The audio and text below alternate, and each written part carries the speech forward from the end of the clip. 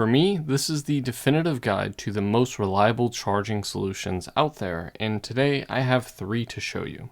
Hello everyone, my name is Matt from Real World Review, and I technically have 2 of those 3 chargers that I do want to show you, but this is going to be the only video that you need to get access to the fastest and most reliable charging.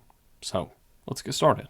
But first, let's get some misconceptions out of the way. For one, the charging block that plugs into the wall is the only thing that matters about 90% of the time. The cable rarely, maybe even 1% of the time, affects how your device charges. The other 9% goes to the port of the device that you have possibly being broken, or not really working that well. With all that said, the cable does matter on products that accept 60 watts or more power, but for most phones and even tablets, it doesn't really matter that much. Just make sure you're not using a super aftermarket cable. Just so you know, all of my recommendations are going to be links in the description below, as well as everything I'm going to be talking about today. They're all affiliate links, so I will get a little bit of a commission, but it won't cost you anything extra. The other misconception is that batteries not accepting a charge is the battery's problem. With the exception of very few cases, I would say about 98% of the time, if your phone powers on and doesn't accept a charge, it's either the charger, charging port, or something on the logic board. Very rarely will the battery power the phone but not accept a charge.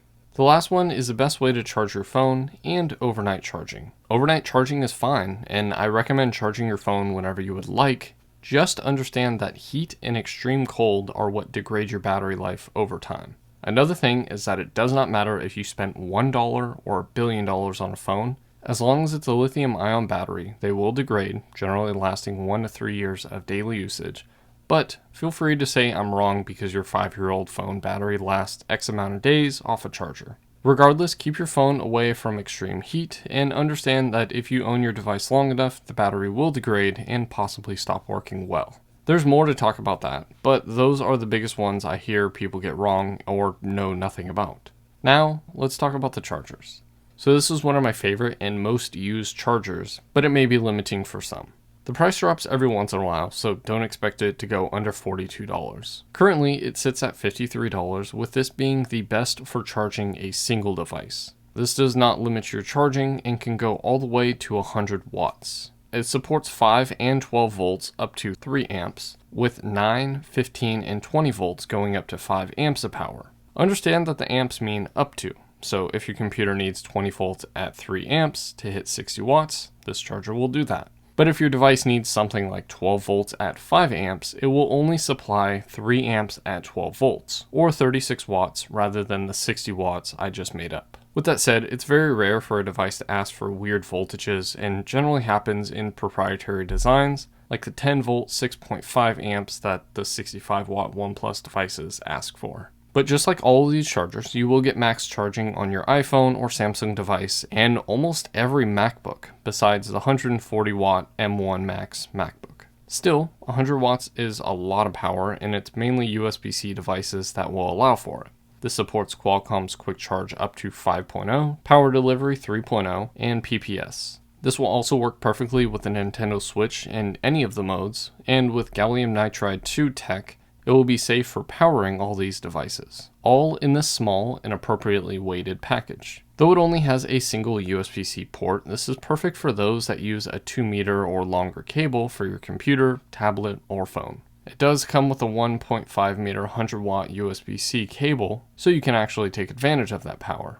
That's what it says, but I feel like it was only 1 meter. Either way, I can't find that cable anymore. It's been a while. Most basic charging cables max out at 60 watts, so you will need to use that cable or a proper one like this MacBook cable, if you want to take advantage of that 100 watts. And of course, assuming that your device supports that 100 watts, or any wattage in between 60 to 100 watts. Either way, links are still in the description, and they still are affiliate links. The size is actually fine, because it doesn't block any of the wall plugs, but just like all the other chargers, it does feature a fairly tamed light. But I personally don't like when chargers have lights like this. The next one is pretty much the same thing, but bigger and with 4 ports. This one is $60 with a max low of about $44. We have the same max charging at 100 watts, but with 5, 9, 12, and 15 volts maxing out at 3 amps, while only 20 volts goes up to 5 amps. So plan accordingly, but in most cases you'll get fast charging.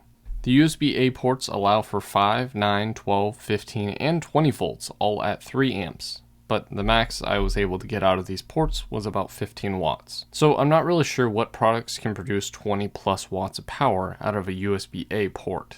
Either way, here's a diagram of the port layout and the power. And get used to it because the next product has the same layout, though that promo picture is for the older 65 watt version. Either way, I use this in the dual USB-C area a lot. But just like the previous one, if you use a single port, it will actually hit 100 watts of power. Again, with the included 1 meter USB-C cable. My favorite is the 3-port or even the 4-port option. Even with 4 ports, you can charge your laptop at 60 watts, get 20 watts to your iPhone or Android device, and then 15 watts to the AirPods and Apple Watch, which is perfect because they really only need less than 10 watts of max charging combined. And when using this overnight, there are no worries about if the device will be charged in the morning. The only slight issues that I have is with this one, again, there is a little power light, and the fact that it will sometimes reset the charging power when another device is plugged in. To get max power, I recommend plugging in that device first, then the slower charging devices to make sure that the charging speeds are set appropriately. And if you do have any issues, they tell you just to reinsert that cable if the fast charging doesn't set properly. But I never really had that issue in the last 4 months of ownership. Then the last one is ultimately the same thing as what I just talked about, but in a desk setup design. At a grand total of $179 for all 3 of these products, I could not justify buying this one because it would be replacing the 65 watt charger that I already have on my desk, and that just seems like a waste. Also, I have the chargers everywhere I need them, so trust me, I couldn't find a spot. This comes in at the highest price of about $66, but can be found for about $55 or cheaper on sale, though the cheaper isn't as common as the other 2. This one is just like the last charger and has the same graph, same power output, same everything.